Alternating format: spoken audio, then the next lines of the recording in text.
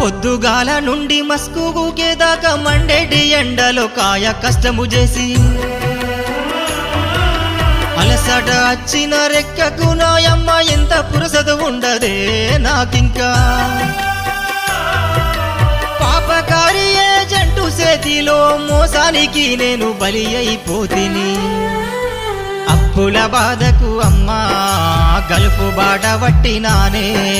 కష్టాల కడలిలో అమ్మా కాలం మెల్లదీస్తున్ననే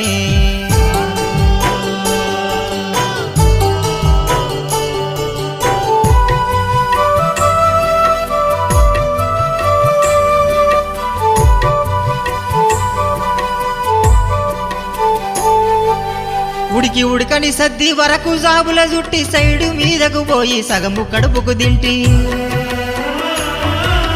ఇంటి బాధలు నేను